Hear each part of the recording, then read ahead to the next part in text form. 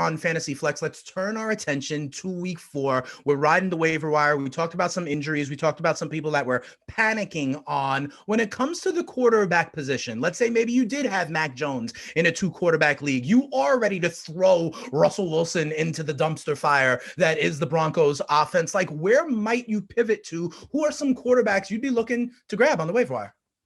Yeah, unfortunately, for the two positions that I think are people are leanest at right now are the two positions that are also leanest on the waiver wire this week. So with quarterback, I would say Marcus Mariota from the Falcons, 22% rostered. He was a fringe QB1 sort of streamer option going into the week because of the matchup and his rushing potential.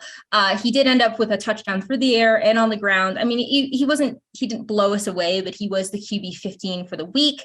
He has not scored under 15 points through 3 games, which is, you can't say that about as many guys as you think. Like, we went into this season, think about this, like thinking that the quarterback position was so deep. I was telling everyone, hey, you can wait. Like it's deep. You can wait to get Trey Lance. You can wait to get whoever, you know, like QB 10, QB 12, like there's so much value to be had. And right now, like it is looking scary. Even the guys that like we're picking up on the waiver wire, Carson Wentz had a Carson Wentz game and he disappointed. So Marcus Mariota is definitely an option out there for people who are struggling at the position. I don't love necessarily the next 3 games. He plays the Browns, Bucks, and 49ers. So that's just something to consider, but I do like his rushing potential there.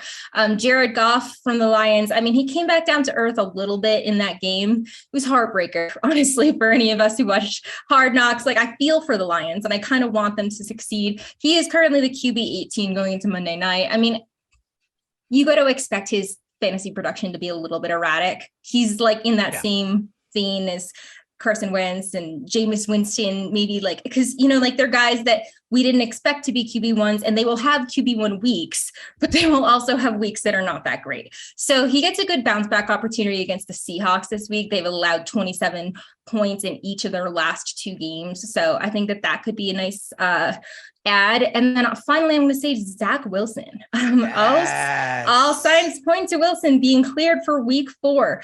He could be a really interesting add if he's not already rostered in 2 quarterback or super flex leagues. I mean, his rookie campaign was nothing to write home about, but look, they made some major improvements on the weapon side. They got first round pick Garrett Wilson, second round pick Breece Hall, and former Vikings tight end Tyler Conklin, who has looked really good through a few games. So I think that should boost his fantasy value, give him a little bit more of a security blanket.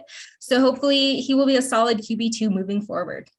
No, I like the Zach Wilson call, to be quite honest. You know, people are all over Garrett Wilson. People going into this season thought that Elijah Moore was going to have a big time pop off season. You mentioned Conklin, obviously Corey Davis as one of the, so if you like the weapons, right? I call it the fantasy herd, Samantha. I don't know if I've ever used this term with you. Some teams are a fantasy herd where you never know on any given week which of the receivers is going to have a good game. And in those situations, you don't take the herd, you take the shepherd, the quarterback of that group. And I think Zach Wilson, especially in some negative game script games, people always expect the Jets to be down, could get you some garbage time production, to be sure.